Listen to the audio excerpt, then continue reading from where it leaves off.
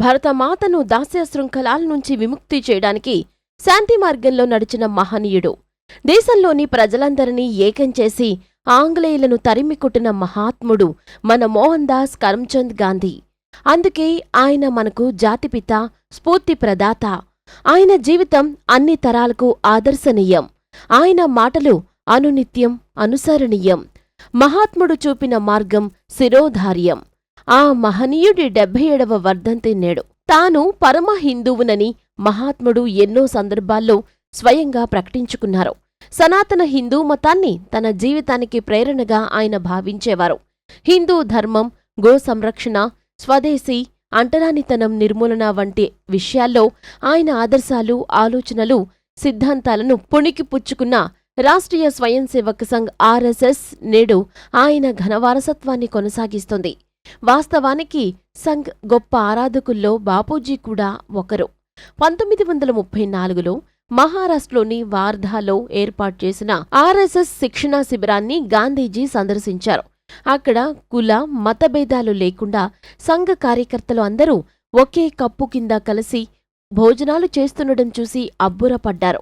దేశానికి స్వాతంత్ర్యం వచ్చిన తరువాత 1947 సెప్టెంబర్ 16న ఢిల్లీలో నిర్వహించిన ఒక కార్యక్రమంలో సంఘ కార్యకర్తలనుద్దేశించి మహాత్ముడు ప్రసంగించారు. ఆర్ఎస్ఎస్ వ్యవస్థాపకులు శ్రీ హెడ్గే వారు జీవించి ఉన్న కాలంలో నేను సంఘ శిబిరాన్ని సందర్శించాను. మీరు పాటిస్తున్న క్రమశిక్షణ, అంటరానితనం అనే మాటకు తావు లేకపోవటం, మీ నిరాడంబరత నన్ను ఎంతగానో ఆకట్టుకున్నాయి. నాటి నుంచి నేటి వరకు సంఘ్ దినదినాభివృద్ధి చెందుతూ వచ్చింది.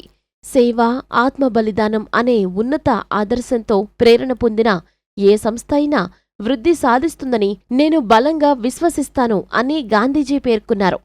ఆర్ఎస్ఎస్ పై అనేక గొప్ప రచనలు చేసిన ప్రముఖ రచయిత డాక్టర్ వాల్టర్ అండర్సన్ తన ఇంటిగ్రల్ హ్యూమనిజం అనే సంకలనంలో గాంధీజీని సీనియర్ ఆర్ఎస్ఎస్ ప్రచారకులు, సిద్ధాంతకర్త పండిట్ దీన్ దయాళ్ ఉపాధ్యాయతో పోలిస్తూ గాంధీ అండ్ దీన్ దయాళ్ ఇద్దరూ యోగులు అనే ఒక ఆసక్తికరమైన వ్యాసం రాశారు. 1992లో ప్రచురితమైన ఆ వ్యాసంలో గాంధీజీ, ఉపాధ్యాయ మధ్య పోలికలను, భావసారూప్యాన్ని విశదీకరించారు. గాంధీజీ, ఉపాధ్యాయ ఇద్దరూ ప్రాథమికంగా వ్యవస్థాపకులు, తాత్విక అంశాలపై ఆసక్తి ఉన్నవారు, గొప్ప ప్రజాకర్షణ ఉన్న వ్యక్తులు. గాంధీజీ చేసిన విజ్ఞప్తి కాంగ్రెస్ను స్వాతంత్ర ఉద్యమంలో ప్రభావవంతమైన పాత్ర పోషించేలా చేసింది. ఉపాధ్యాయ కూడా జనసంఘ కేడర్పై ఆ స్థాయి ప్రభావాన్ని కలిగించారు అని అండర్సన్ పేర్కొన్నారు. స్వరాజ్యం, స్వదేశీ భావాలకు గాంధీజీ వీరాభిమాని. ఏకాత్మ మానవతావాదం గురించి మాట్లాడిన ఉపాధ్యాయ కూడా అవే తాత్వికతలకు ప్రాధాన్యమిచ్చారని తెలిపారు. రాజకీయ అధికారం ప్రజాప్రతినిధులపై అవినీతి ప్రభావాన్ని చూపుతుందని అనుమానించిన వారిద్దరూ ఏ రాజకీయ పదవులు చేపట్టలేదని వివరించారు.